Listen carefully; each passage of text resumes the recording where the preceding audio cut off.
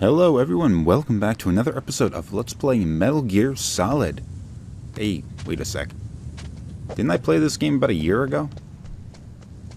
Something's going on here. And this is actually part of the game Metal Gear Solid 4. As Snake is returning to Shadow Moses Island, he gets this little flashback from the first game, complete with its original graphics, and kind of a lot of the stuff that happened at this point in the game. A few things are different. The Coda conversations, I think, are out. And I see it as frustratingly difficult to actually go back and play the game much the way it was. And I think this is pretty cool, because it shows the difference in the way that the series has evolved over the years. A lot of people were thinking, like, oh, Metal Gear Solid, that's sort of like... That series is, well, at the time, was like 10 years old. And they're like, oh, geez, it's never changed. Much in the same way that, say, the Halo series hasn't really changed since its debut. But in reality, I mean, you go and you play this after you've been playing Metal Gear Solid 4, and it controls so different, it plays so different, it's completely different. Ah, the classic neck snap. What was that noise? Now, this flashback scene will end as soon as Snake moves into the ventilation system, and then we will go back into playing Metal Gear Solid 4. Oh wow, it's hard to believe that this was once like this was actually pretty good graphics in its day.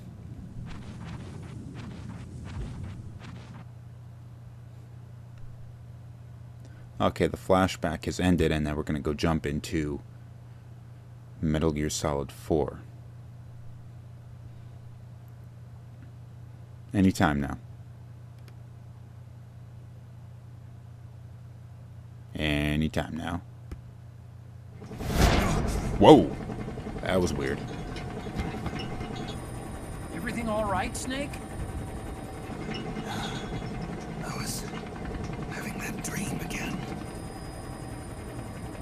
We're here. Shadow Moses.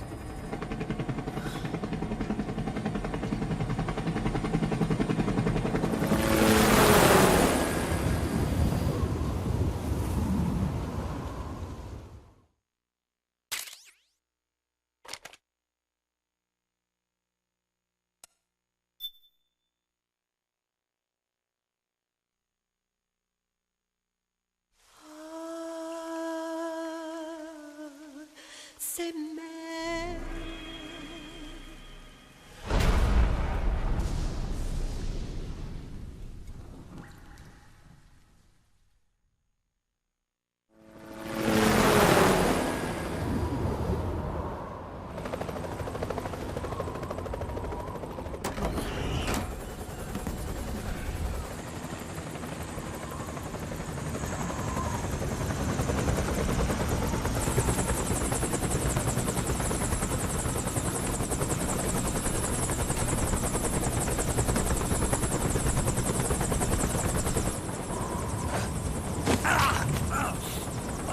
Snake, are you all right? Yeah, I just slipped a little. Have to hurry. Not much time left. Meet the Mark III. It's our last replacement, so try not to break it. Who, me? Never. One more thing. I don't see anybody around, but there are unmanned sentries patrolling the area. Be careful out there.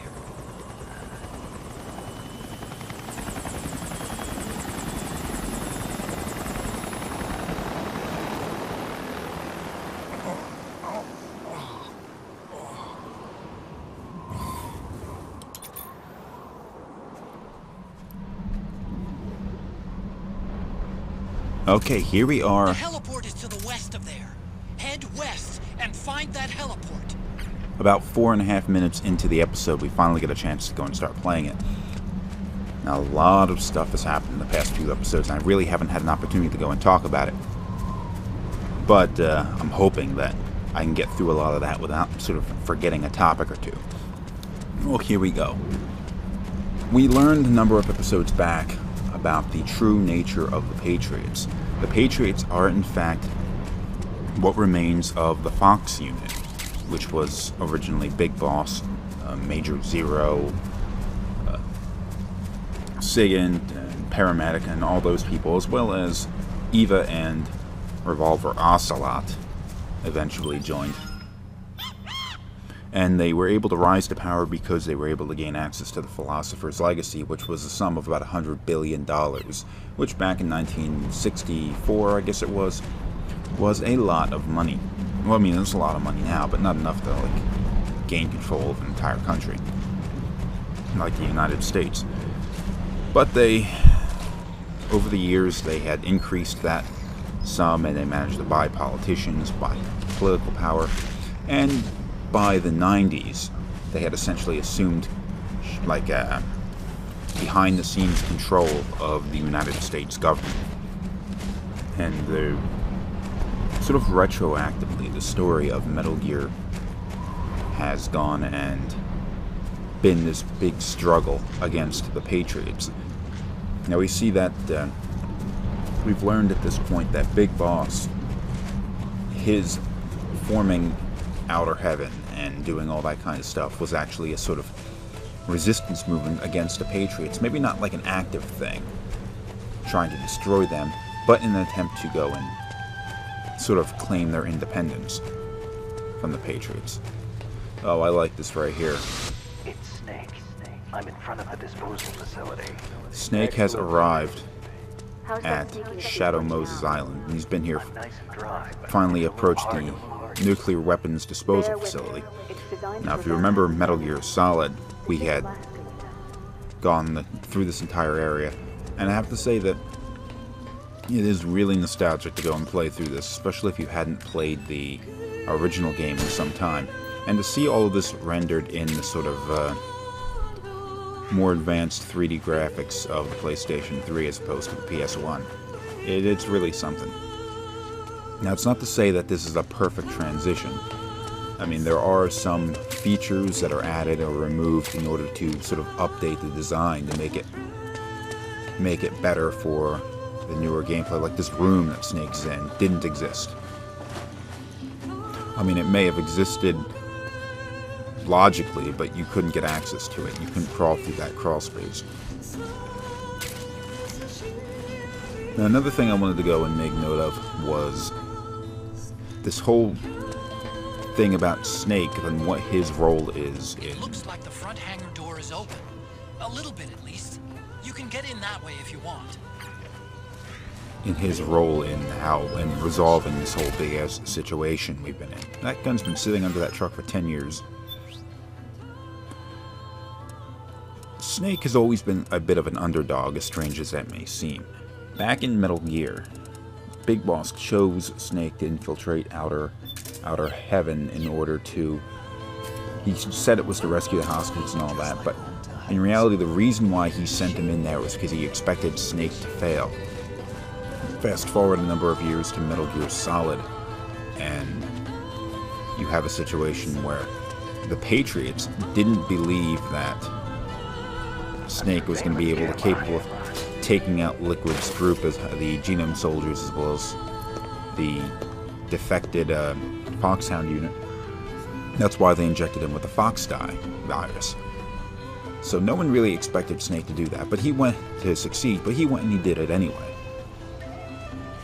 And it's sort of this reoccurring theme that nobody really believes in Snake.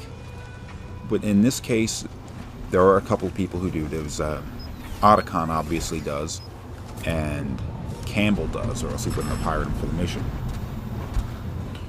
But even though he was sort of ordered to, and there's this whole conspiracy behind that as well. But Campbell believes in Snake. Otacon believes in Snake.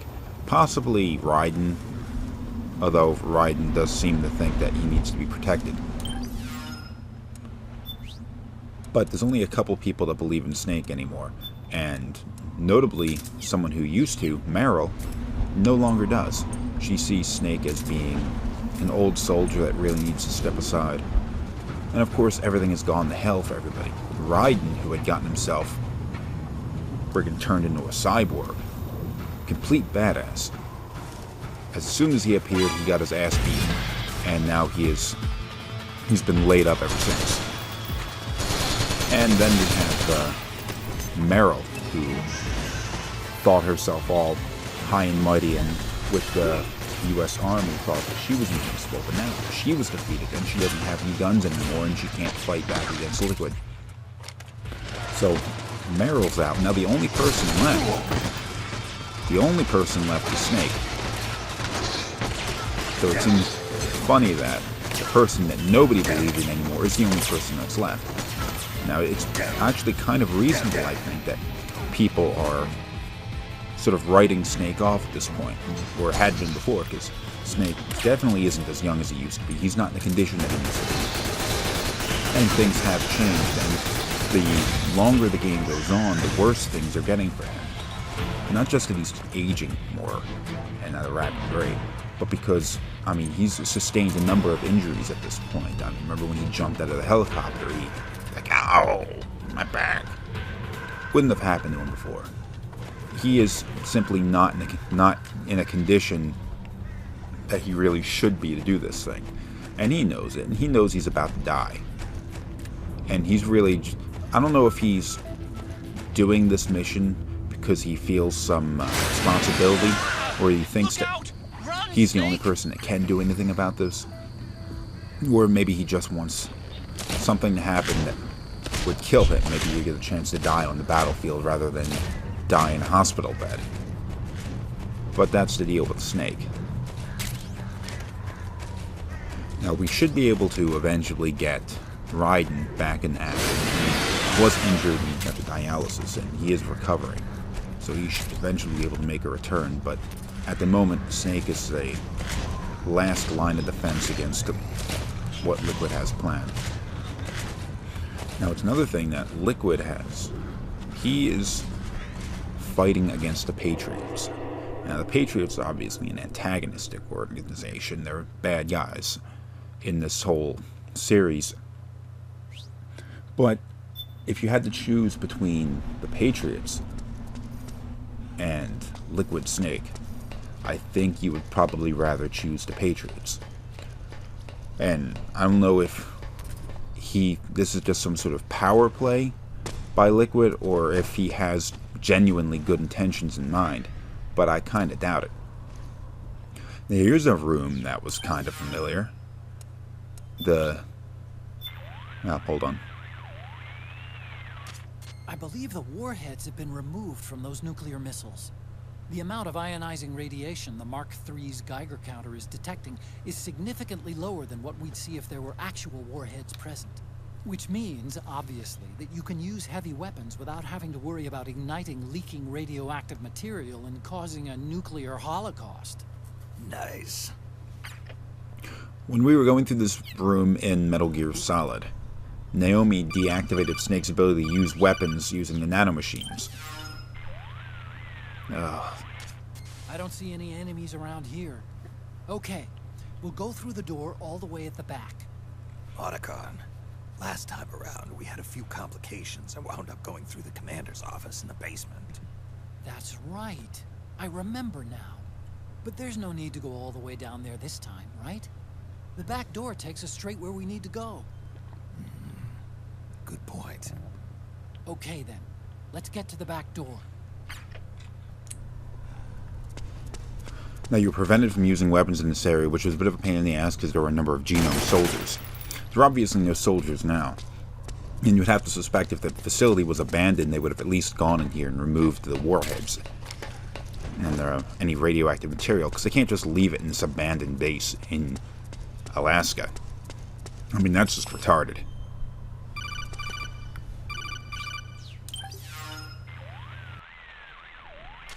Huh? Snake, that door is locked. How do I open it? Security is shut down altogether. You can't release the lock without activating it. You'll have to log in somewhere. I've got it, Snake. My old office is close by. With the power on, you should be able to unlock the door from there. And if you check the facility records, we can find out Rex's status and who's been in and out. You remember where it is, Snake? I'm not senile yet. Just to be safe, I'm marking it on your map. You old geezer. Snake, the password is 48273. Think you can remember that? I told you, I'm not senile. Yet. If you take a look around this area, they do another thing that I like, in that they expand what the Shadow Moses facility, the scope of it. Check the APU on this floor and engage the generator. Energy output is low, but it should be enough to power the elevator. If you run up to any, and see if it's working. if you run up to any of the windows, you can look and see that there are other rooms in which they are storing these old weapons. Back in the original game, this is the only room that you got to walk through that was storing nuclear weapons, which is a little weird because supposedly the entire facility was built to store these things, and there should be literally thousands of weapons that they were storing. But now, throughout this entire act of the game, we're going to see areas of the Shadow Moses facility that we were not able to access in Metal Gear Solid, and really giving you a better sense of the scale of the facility. We're also going to be taking a different path. For example, we went into the front door to get into the tank hangar. Okay, first go down the central hallway. Don't worry, it's not electrified anymore. It shouldn't be. We went through the front door to get into the tank hangar, which in the original game we had to go and crawl through the air ducts. Now this area brings back a lot of memories. This is where Snake first encountered Frank Yeager, the cyborg ninja Gray Fox. And he had killed a whole bunch of genome soldiers in this area. And we still see the blood and the bullet holes. They removed the bodies. Nope, cutscene.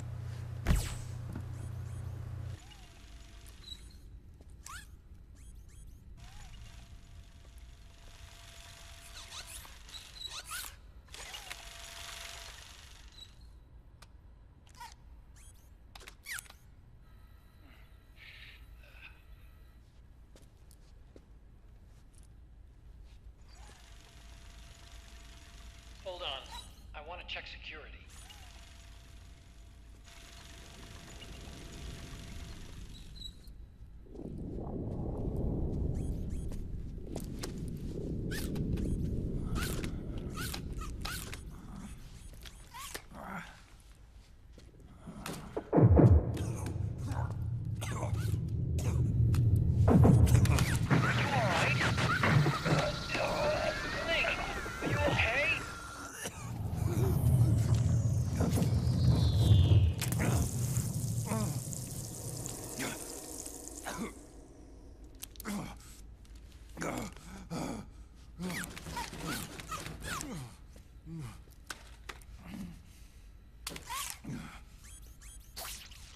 Snake, that password I told you before, you remember it, right?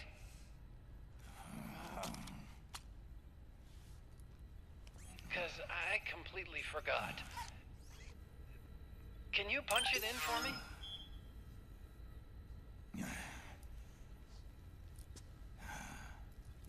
It's a 5-digit number.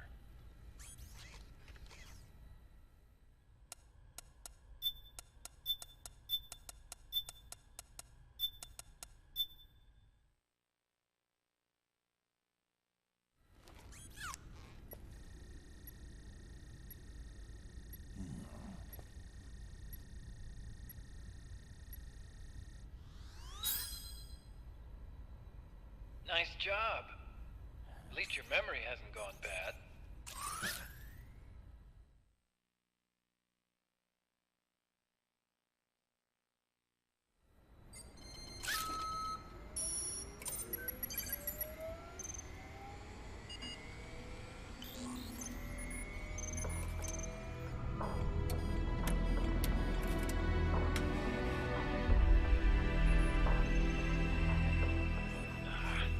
This version is totally obsolete. It's gonna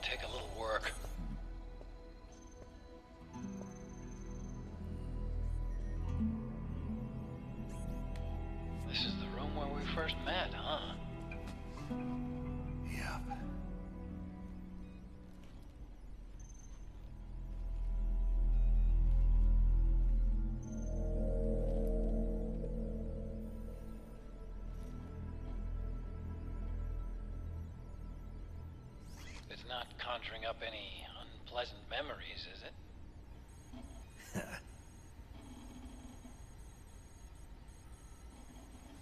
I was being attacked by Frank Yeager. Yeah, I remember. If you hadn't shown up when you did, gives me the shivers just thinking about it. Snake, you saved my life. Naomi hated them for what they did to Frank's body. But it was me that crippled him in the first place. She must have hated me too.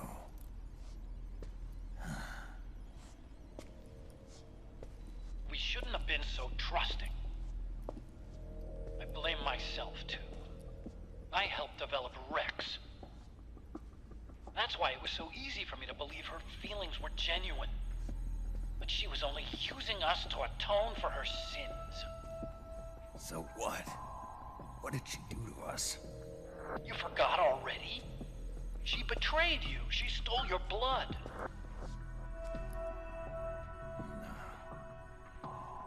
If that was all, it should have been over and done with in South America.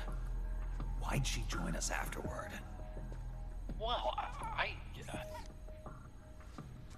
She has us come rescue her, and then she turns around and goes straight back to Liquid. Why would she do that? I don't know, Snake. But it looks like she's still with him. What? I just had a look at the security access logs. As I thought, there's people coming and going at frequent intervals. In fact, the record shows some recent activity. Look at this. It's an image taken a few hours ago by a surveillance camera up ahead.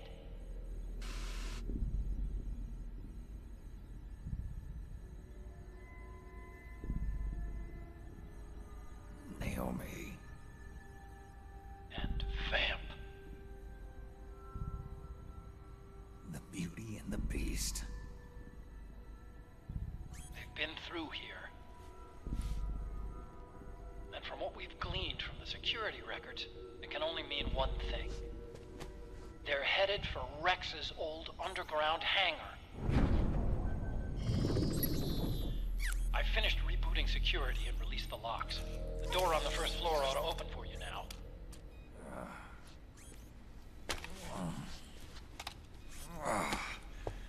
Amazing. Almost makes me nostalgic for the days when you needed a key card for every door. Yep. It's been 9 years. All you really have to do is reinterpret the old technology in terms of the new. Getting old isn't all that bad, you know. Let's get going, Snake.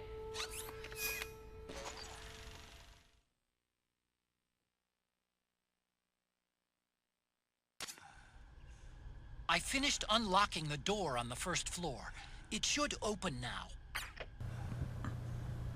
Anyone who played the Metal Gear remake that was released for the GameCube, which I did, would have seen the Shadow Moses facility created. Gecko. We've got Gecko. Oh, it's a gecko. Would have seen the Shadow Moses facility created on a game system that made the game roughly and graphically equivalent to Metal Gear Solid 2, which was a significant improvement over MGS1. So it's not like we are going completely from MGS1 graphics and then not seeing the facility again until MGS2 came around. There's another way to kill this game.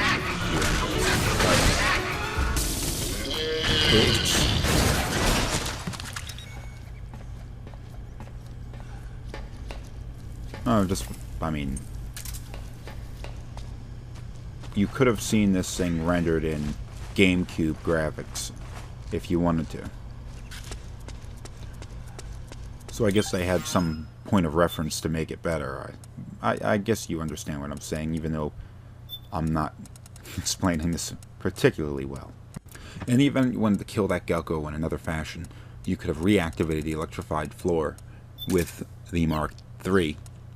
And it would have fried the thing while it was standing on it. I chose to use the RPG, which was a little easier, I think. If you use the electrified floor, there's a chance that it could see you and it could blow you up as you're trying to run past it or kick you or do any of that weird stuff. Now, obviously, Liquid is in the area. He was coming for Metal Gear Rex in order to use the railgun. The railgun was a powerful, like a magnetic accelerator weapon, which was capable and built specifically for launching stealth ballistic missiles. And the reason why he needs it Take the stairs down is and go to because the north door. I'll open it for you with the Mark III. Liquid does not have access to the U.S.'s nuclear arsenal yet. All he has is a small arms and like helicopters and stuff. So he needs to use an old system implemented before, or built before the SOP system was implemented, in order to destroy JD, the lead AI of the Patriots. So that's what we're doing here. We got to stop him from getting Metal Gear Rex. Oh, another gecko.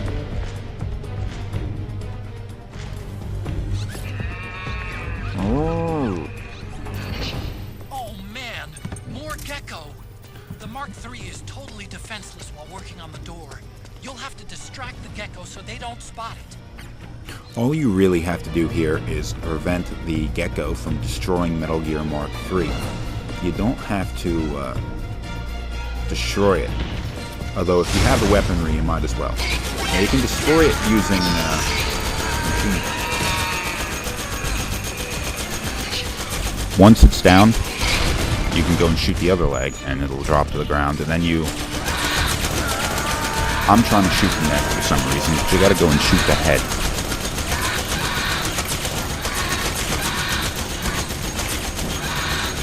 There we go. Shoot the orb on its head. Okay, we're good.